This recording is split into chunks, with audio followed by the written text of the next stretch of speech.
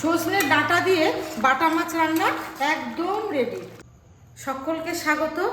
গরম এসে গেছে, এই সময় সকলেরই কম মশলাযুক্ত খাবার খাওয়া উচিত। আমি আজকে যে রেসিপিটা করব কম মশলায়, সেই রেসিপিটা করে দেখাবো আপনাদেরকে। আপনারা আমার সঙ্গে থাকুন।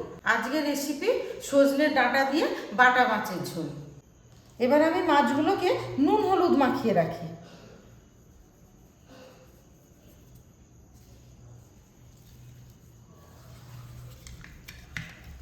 মাছগুলোতে খুব ভালোভাবে নুন হলুদ মাখানো হয়ে গেছে। এবার আমি 10 মিনিট রেস্টে রাখবো। রান্নাটা আমি সর্ষের তেলে করছি। গরম তেলে মাছগুলো ভেজে নিচ্ছি।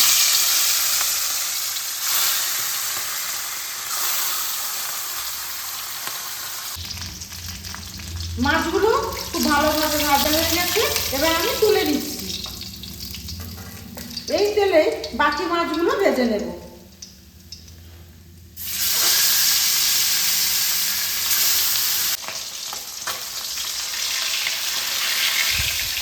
মাছগুলো সব ভাজা হয়ে গেছে, আমি এবার তুলে নিচ্ছি। এই মাছ ভাজার তেলে আমি আলুগুলোকে ভেজে নেব।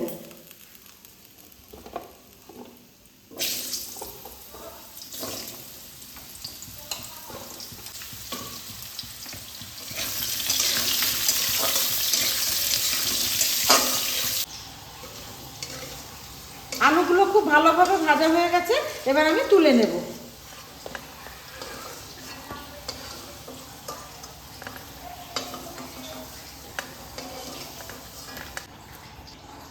দেখুন বন্ধুরা, মাছ আলুগুলো কত সুন্দরভাবে ভাজা হয়ে গেছে। এবার আমি ওই একই তেলে ফোড়ন দেব।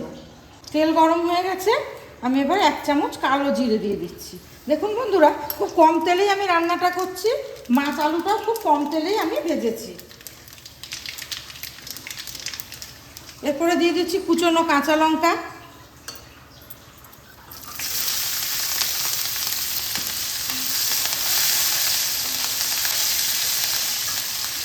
এখানে 25 গ্রাম মতো আদা বেটে রেখেছি। যেহেতু আমি এই রান্নায় রসুন, পেঁয়াজ, জিরে, ধনে কোনো রকম মশলারই ব্যবহার করছি না, তাই একটু আদাটা একটু বেশি পরিমাণ দিচ্ছি।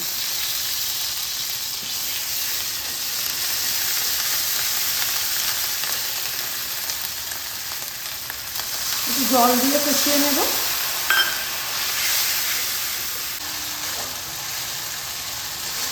আদা আর কাঁচা লঙ্কার গন্ধটা চলে গেছে, এবার আমি এর মধ্যে টমেটো দিয়ে দেবো। আমি রান্নাটা পুরো কাঁচা লঙ্কাতেই করছি। 1 চামচ হলুদ, 1 চামচ কাশ্মীরি লঙ্কার গুঁড়ো দিচ্ছি তরকারিটা কালার হওয়ার জন্য, আর স্বাদ মতো লবণ। এবার এই মশলাগুলোকে আমি একসঙ্গে কষিয়ে নেব।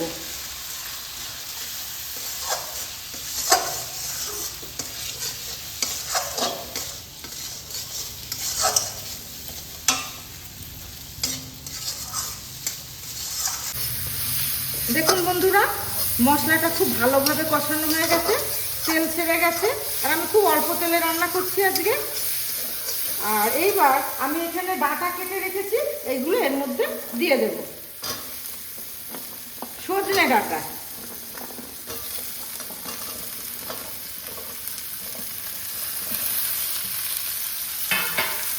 এই ডাঁটাগুলোকে ভালোভাবে কষিয়ে নেব এই মশলার সঙ্গে।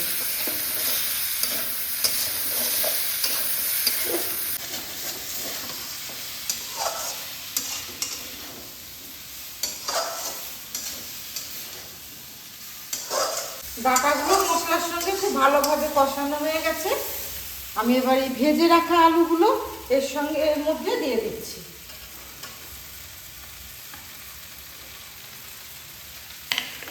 একটু ভালোভাবে মিশিয়ে নেব। তারপর পাশে গরম জল ফুটতে দিয়েছি, এই জলটা এর মধ্যে দিয়ে দেব। গরম জল মাছ, মাংস, ডিমে দিলে তরকারির স্বাদ খুব ভালো হয়।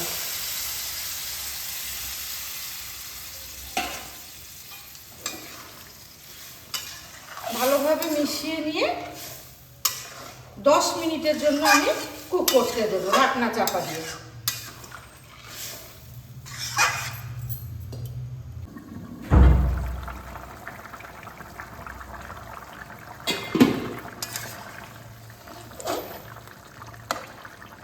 ডাঁটা আলু খুব ভালোভাবে সিদ্ধ হয়ে গেছে। এবার আমি এর মধ্যে যে মাছগুলো ভেজে রেখেছি সেগুলো অ্যাড করে দিচ্ছি। মাছগুলোকে ঝোলের মধ্যে ডুবিয়ে দিচ্ছি। 5 মিনিট মতো কুক করে নেব ঢাকা চাপা দিয়ে।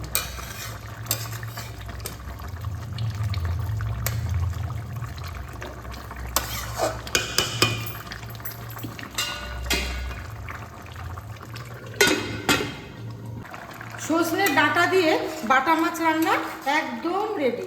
দেখুন বন্ধুরা কত সুন্দর কালারটা এসছে, কম মশলায় কম তেলে রান্নাটা খুব ভালো হয়েছে।